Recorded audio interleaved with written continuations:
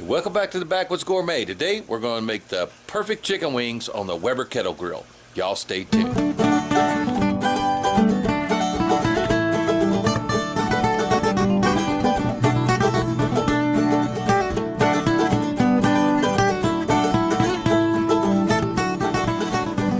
Alright, we got our charcoal going here. We had some leftovers. We always put this out when we're done each time, just by choking off those bottom vents and choking the top vents off, saves charcoal. So we had a half a chimney of fresh hickory charcoal, and as we always do, we're putting that on one side of our grill, just on one side. Okay, let's get that over here, and then we'll go ahead and get our grill on. And here's a little trick I've learned. You know, they make these little flip-up racks on these sides here. We're not going to be able to add anything. If you put the grills going this way over your fire, they actually transmit the heat over to here onto this side. So even when you got something over here on your cool zone, you'll actually get grill marks just from the transmitted heat. Get the lid on it. We're going to get her up to temperature, about 400. Okay, on my grill, about halfway open on the bottom vents, which I got a mark down here, little notches, so I can kind of tell. About halfway open on the bottom, and all the way open on the top always. And that'll come up pretty fast. And this is one of the few Weber Kettle thermometers that's pretty close. Okay, here's our chicken wings. We've prepared them, and you notice that we've cut them but left it attached by the skin. We've broken that knuckle and left them attached by the flap of skin back here. We've done these before on the smoker, did the same thing. You might have seen, if you're a sub, you've seen us do that before, and I attribute that to my friend Scuttle Dog up in Dallas, Texas, taught me that. And it makes it much easier to handle these as one piece versus two pieces when you're putting them on the grill. So we've seasoned those with our favorite seasoning, Seminole Swamp seasoning, and all we're going to do now is just drizzle them with a little bit of extra virgin olive oil, and we'll toss them around a little bit in that oil right before we put it on a grill, just to make sure nothing sticks. And we'll also oil our grill grate.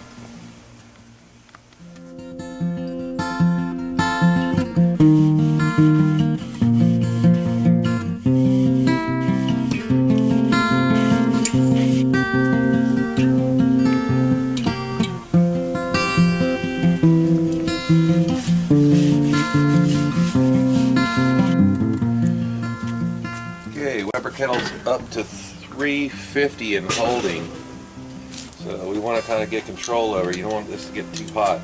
We're going to start these out over right on the fire for the most part. Just get a little color on the skin, a little sear on the skin.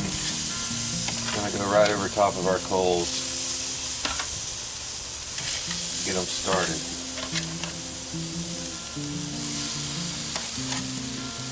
On the hot side. And we'll get about half of them over there, and then we'll put on the other half right here once those get a little bit going. Or you can always take these and put them over on your cool side. Keep them in an area where you can keep control over them. So we'll do that. Let me put this pan down. Got to leave room to move those over when they're ready. Now here, these guys are going to want to start flaring up on you pretty fast, so you're going to have to keep an eye on them, keep them turning. We don't want to burn any of these guys. We're just looking for that little sear on the skin, and maybe a little grill marks.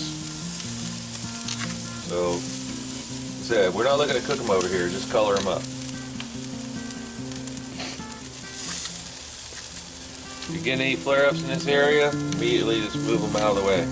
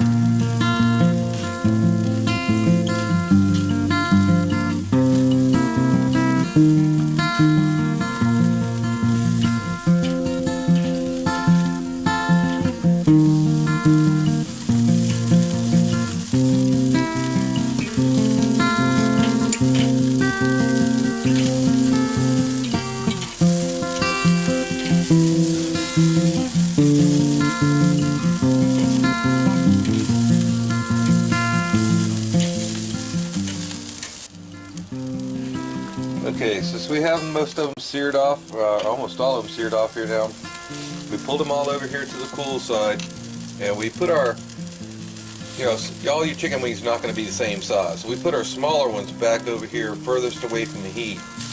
This is the last one we're trying to get to sear, last one we put over there. So try to arrange the ones that may not be cooked as much. Like this one, see, it's got some pink on her. So we'll put that one closest to fire. And if you got any really super fat ones, keep them over here on the side next to the charcoal, and that will help everything to come out at the same time. We'll give that one like another 30 seconds. We'll pull him back. And he's fine. And if you're going to lay him long ways, lay him with a drumette toward the fire. Now we're going to go ahead and put our lid back on, and that fire will come right back down to about 350, 400 and bake those to perfection.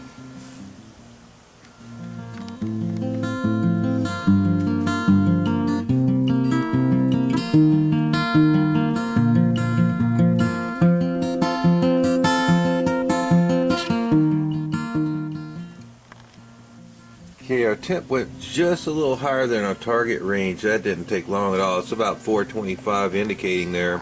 So all we did was kick our bottom vent down here. We kicked that back. This is very sensitive, so we kicked that back just about 1/4 of an inch. And that's already starting to fall back. We want to be at about 400. Stabilizing right now.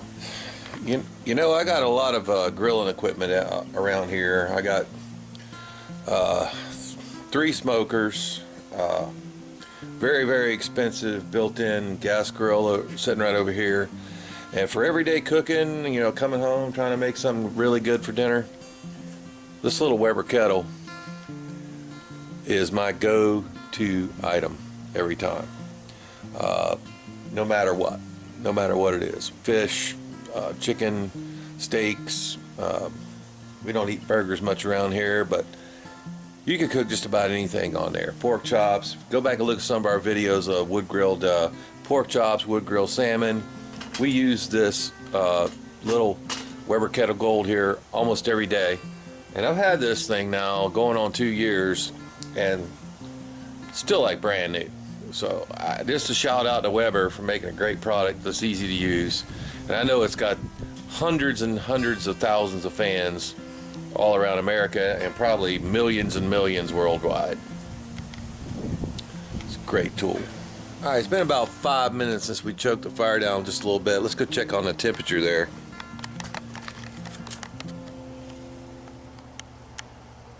Dead on 400. That's where you want to be. Alright, so these wings are not going to take long, so it's time to go get our thermopan. Okay, the most important things to do with wings is not overcook them. That's at 185 already, so we're going to check a lot of these 181, 190. That one's 202 next to the fire, so we'll grab him, pull him back a little bit. Now this one's 191. We're going right down in by that bone.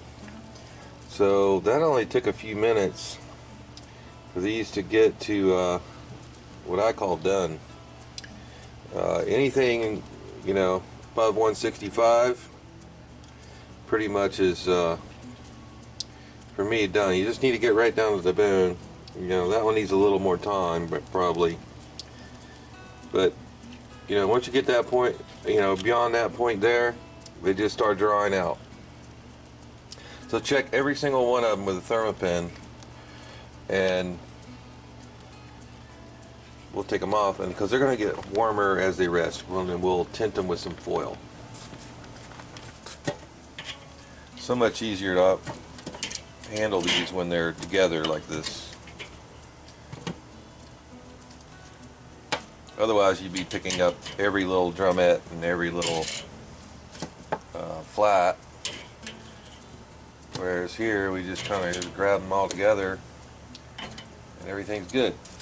Put some foil on them and let them rest for a little while.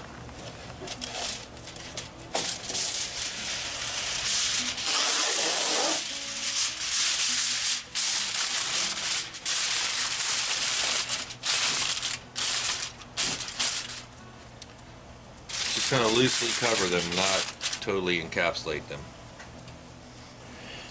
Okay, well, today before we shut her down, let's do one of my favorite things. These are sweet potato bowls.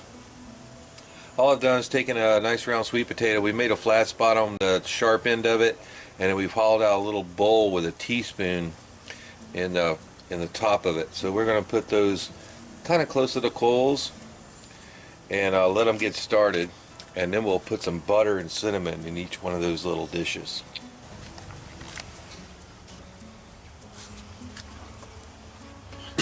Give those about 5 minutes at 425.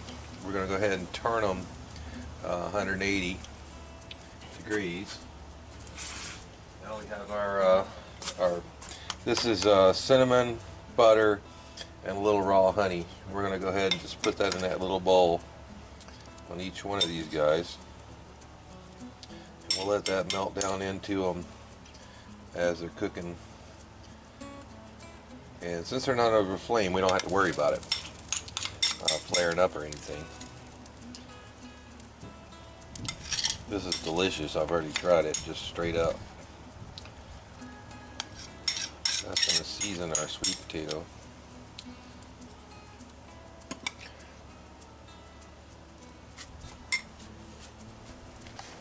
Alright, go ahead and put the lid back on. We're basically baking now in the Weber Kettle, which is the awesome thing about this is it's very easy to control the temperature, and it works just like an oven, but you're outside enjoying the great weather, and you know, it's very relaxing. Alright, we're going to go in and check on our taters. They look done. Go and take a skewer and poke down into them, make sure they're soft. They are. Those are just about perfect, so we're going to go ahead and take them off. And it'll be time to eat.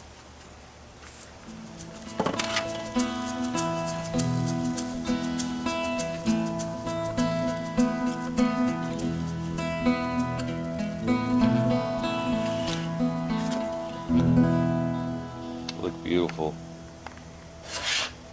Okay folks, in Backwoods Gourmet style, we're going to go ahead and plate this up for you.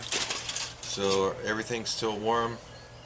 We're going to go ahead and we're going to put one of our sweet potato cinnamon butter bowls at the end there.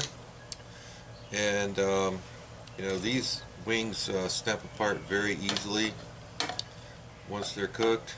So we're going to go ahead. I'm just going to forego the tongs here and just do them with my fingers. They're beautifully tender, perfectly cooked. So I'm going to arrange those out here on our plate. We'll just alternate these. It's just straight up grilled with our Seminole Swamp seasoning on them.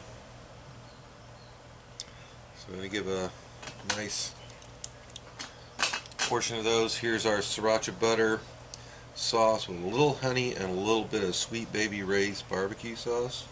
So we're just going to drizzle that right over top.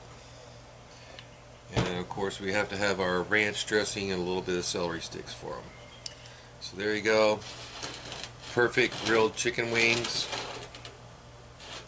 with a sweet potato bowl with cinnamon, butter, and honey. Delicious.